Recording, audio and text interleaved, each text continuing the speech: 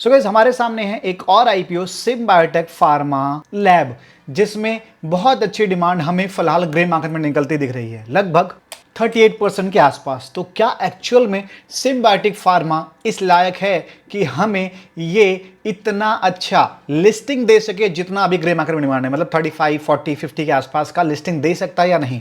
उसके साथ ही इसमें रिस्क फैक्टर क्या होंगे, इस आईपीओ में क्या है रिवॉर्ड, क्या बढ़िया चीजें हैं, क्या खराब चीजें हैं, इसका करेंगे हम डिटेल रिव्यू, डीप एनालिसिस, और इसका फाइनल रिव्यू भी होगा कि भाई इस वीडियो में हम अपना डिसीजन अभी से बनाने की आईपीओ में जाना है या नहीं जाना है। अच्छी चीजें, खराब चीजें, सब कुछ जानेंगे और ढंग से जानेंगे। बस आपको वीडियो में अंत तक बने रहना है ताकि सारी जानकारी सही तरीके से समझ आ सके। डिटेल्स को मैं स्टार्ट करूं उसके पहले गाइस आप सभी को बता दूं कि मेरा नाम है अंकुर, मैं आप सभी का इस नई वीडियो में स्वागत करता हूं और आप सभी से बोलूंगा कि एक बार डिस्क्लेमर को जरूर ध्यान से पढ़ लेना आप लोग। और इस वीडियो की दी हुई सारी डिटेल्स एजुकेशनल इन्फॉर्मेशन पर्पस के लिए है, कोई भी डिसीजन लेने से पहले रिसर्च कर लेना, पॉसिबल हो तो फाइनेंशियल एडवाइजर से लेकिन हमेशा कोई भी प्लान करना। वापस आते हैं और डिटेल्स अपनी स्टार्ट करते हैं SIM biotech pharma lab IPO की बेसिक डिटेल्स से। तो गाइस ये आईपीओ 24 को ओपन होगा और 27 को क्लोज होगा और 2 के फेस वैल्यू पे 988 का इसका प्राइस बन रखा गया है। एम्प्लॉय के लिए 90% का डिस्काउंट है। 1757 करोड़ का साइज है इस आईपीओ का, यानी बढ़िया साइज का आईपीओ। और इसमें भी 35% कोटा है रिटेलर्स के लिए, 15% एनआईएस के लिए और 50% क्यूआईबी के लिए, यानी अच्छा खासा अलॉटमेंट भी मिलने के चांसेस रहेंगे। इस आईपीओ में एक नेगेटिव पार्ट यह है कि फ्रेश इशू है मात्र 150 करोड़ का, जो कि कंपनी के यूज में आएगा। बाकी जो मेजर चंक है वो इसके इन्वेस्टर प्रमोटर्स मिलकर बेच रहे हैं 1607 करोड़ का। तो इसको हमेशा हम नेगेटिव और रेड फ्लैग काउंट करके चलते हैं, इस बात का हमें ध्यान रखना है। तो हमने जो भी बेसिक इंपॉर्टेंट डिटेल्स थी वो देख ली। अब इस कंपनी के बिजनेस से इसके रियल एनालिसिस को स्टार्ट करते हैं। तो गाइस ये कंपनी जो है 2002 में इनकॉर्पोरेट हुई थी और ये एक फार्मास्यूटिकल्स और बायोलॉजिकल कंपनी है जो कि डेवलप और मैन्युफैक्चरिंग करती है एक्टिव फार्मास्यूटिकल इंटीग्रेंट्स का, एपीआईज का। एपीआईज का मतलब आपको समझा दूं, जैसे आप पैरासीटामोल खाते हो, ठीक है, फीवर कम करने के लिए, तो पैरासीटामोल में पूरा का पूरा पैरासीटामोल नहीं होता है, उसमें कुछ पार्ट से पैरासीटामोल होता है, जैसे 500 mg, ठीक है, या 650 mg या 300 mg या 200 mg, तो वो थोड़ा सा पार्ट होता है, तो उसको बोलते हैं एपीआई। आपका सिर दर्द हो रहा है, मेडिसिन खाई, तो सिर दर्द के लिए जो एग्जैक्ट काम करता है वो होता है एक्टिव फार्मास्यूटिकल इंटीग्रेंट्स, उसको एपीआई बोलते हैं। तो ये वो कंपनी बनाती है। साथ में ये न्यूट्रिशनल इंटीग्रेंट्स भी बनाती है और स्पेशलिटी प्रोडक्ट भी बनाती है इस सेगमेंट के। तो ये एक फार्मा की कंपनी है जो 3 अलग तरीके के प्रोडक्ट बनाती है। और इसके अलावा गाइस ये जो बिजनेस है ना, ये खुद के लिए भी करती है और दूसरों के लिए प्रोडक्ट बनाती है।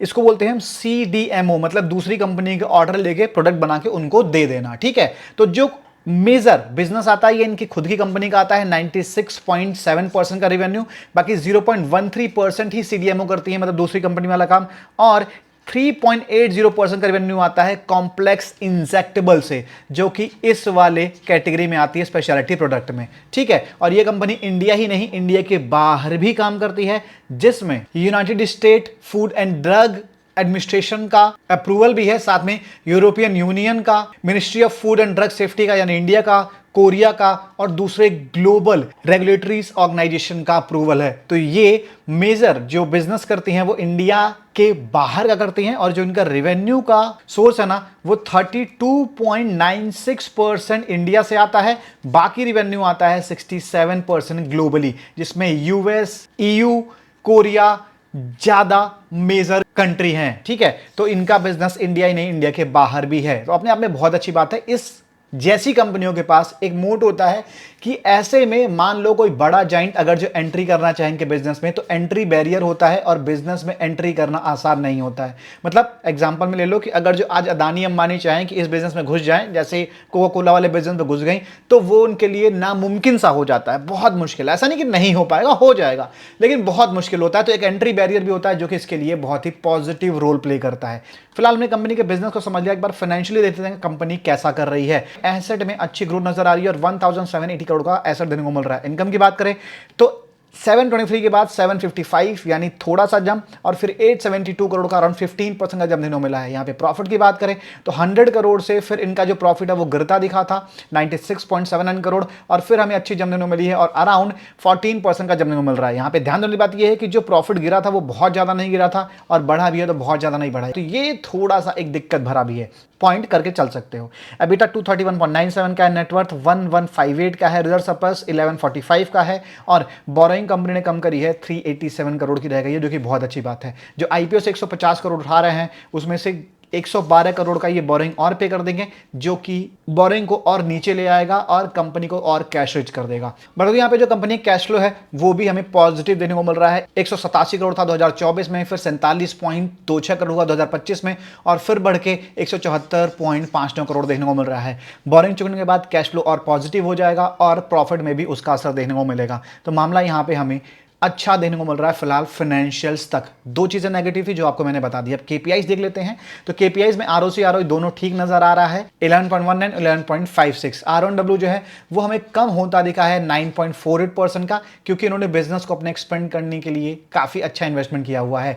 पैट मार्जिन 12.60 का है, तो ऐसे बिजनेस में पैट मार्जिन अच्छे होते ही हैं। पैट मार्जिन से ज्यादा कि इसी के साथ सेम डेट पे ओपन हो रही है स्काईविश एयर, जिसका हमने यहाँ पे थंबनेल लगा दिया, जाके देख लेना भाई। उसमें बहुत सारे रेड फ्लैग्स भी हैं और कंपनी बढ़िया भी है। ग्रे मार्केट प्रीमियम में अच्छी डिमांड निकलती दिख रही है, लेकिन क्या वो आईपीओ जाने लायक है या नहीं है, डिटेल में सब कुछ बता रखा है। और इसी के साथ गाइस एक और बिजनेस है टेमसेंस इंस्ट्रूमेंट, जिसमें बहुत ही थिन मार्जिन है, मतलब 94,000 करोड़ का रेवेन्यू और कंपनी का मार्केट कैप 6,000 करोड़ का। तो उसको भी देख लेना एक बार, थंबनेल यहां पे लगा देना और रिव्यू का वीडियो डिस्क्रिप्शन में आपको लिंक मिल जाएगा। और मेक श्योर स्काईवेज एयर का देख लो, क्योंकि ये कंपनी और वो कंपनी सेम डेट पे ही ओपन हो रही है। ठीक है, तो यहां पे पैट मार्जिन दोनों के काफी बढ़िया है, बीटा मार्जिन भी काफी ठीक निकल के आ रहा है। एनएवी 84.69 का है, प्राइस टू बुक वैल्यू 5.34 का है, जो कि कम हुआ है 25 से कंपैरिजन में।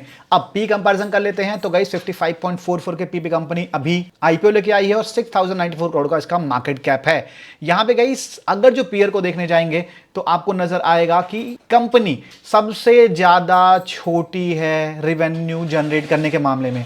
और एनएवी की बात करें तो एनएवी के हिसाब से भी देखोगे तो एक ये कंपनी जो है ये लगभग इसके आसपास आती दिखेगी, बट 95 के पी पे, 87 के पी पे, 61 के पी पे। कॉनकॉर्ड बायोटेक मेरे ख्याल से 23 या 24 में इसका आईपीओ आया था और लॉरास लैब 109 के पी पे। तो कंपैरिजन में भाई क्लियरली सस्ता नजर आ रहा है price, but fully priced IPO मैं इसको बोलूंगा सस्ता तब कहा जाता है जब 50 के आसपास आती। तो फुली प्राइस्ड आईपीओ है, बट अभी फुली प्राइस्ड आईपीओ मतलब सस्ता ही होता है। तो वैल्यूएशन भी ठीक रखी गई है, बढ़िया नहीं कहा जा सकता। अब इस आईपीओ में इस पॉजिटिव और नेगेटिव चीजों को भी देख लेते हैं, जिससे इजी होगा हमारा डिसीजन बनाना कि हमें क्या करना चाहिए। तो ये ग्लोबल मार्केट लीडरशिप में गाइस कार्टिकोस्टेराइड एपीआईज में 38.2% की हिस्सेदारी रखती है, मतलब पूरी दुनिया में 38% का ये बनाती है ये वाली एपीआई। उसके अलावा 23.8% की हिस्सेदारी रखती है ये स्टेराइडर हार्मोन एपीआई में, जो कि अपने आप में बहुत बड़ी बात है।